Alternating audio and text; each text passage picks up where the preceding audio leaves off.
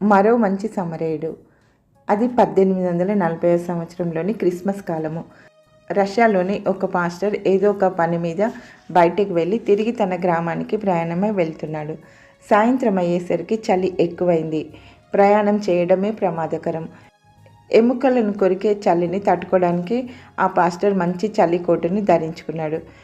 ఆయనకు సరుగుడు బండి అందున దట్టంగా కురిసిన ఆ మంచు మీద కాలు పెట్టవలసిన పని లేదు. చీకటి పడక ముందే ఇంటికి చేరుకుందామని పశువులను వేగంగా తోలసాగాడు.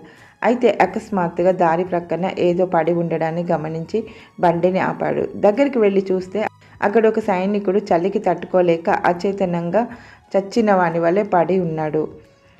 ప్రభు ప్రేమతో నిండిన ఆ పాస్టర్ ఆ సైనికుని మీద కనికరపడి అతన్ని తన సరుగుడు బండి మీద ఎక్కించుకున్నాడు.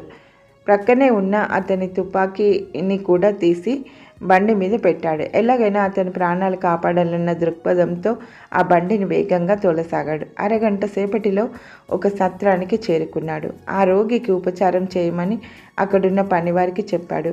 వారు ఒక గంట సేపు అన్ని విధాలా ప్రయత్నించిన తర్వాత ఆ సైనికుడు కొంచెం కొంచెం కోలుకోసాగాడు.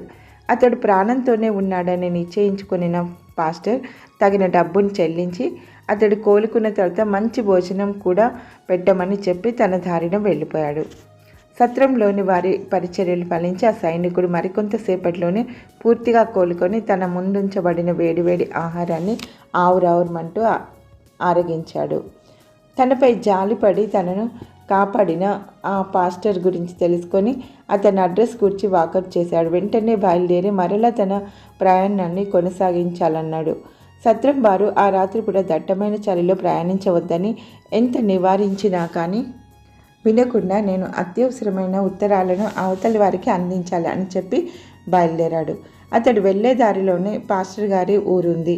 అప్పటికే చాలా రాత్రి అయినప్పటికీ తన ప్రాణంను కాపాడిన పాస్టర్ గారికి కృతజ్ఞతలు తెలియజేసి వెళ్ళిపోదామని నిశ్చయించుకున్నాడు. ఎలాగైతేనే పాస్టర్ గారి ఇంటికి చేరుకున్నాడు. ఇంట్లో లైట్ వెలుగుతుంది. దగ్గరికి వెళ్ళేసరికి పెద్ద పెద్ద కేకలు అరుపులు వినిపించాయి. తలుపు దగ్గర పరిగెత్తుకొని వెళ్ళాడు. కానీ అది లోపల నుండి గడియ పెట్టబడి ఉంది. ఏమాత్రం సమయాన్ని పోనీయకుండా కిటికీ దగ్గరికి వెళ్ళి తొంగి చూశాడు. లోపల దృశ్యాన్ని చూసి ఆశ్చర్యచకితుడయ్యాడు. పాస్టర్ చుట్టూ కత్తులు ధరించుకున్న 4 బందిపోటు దొంగలు.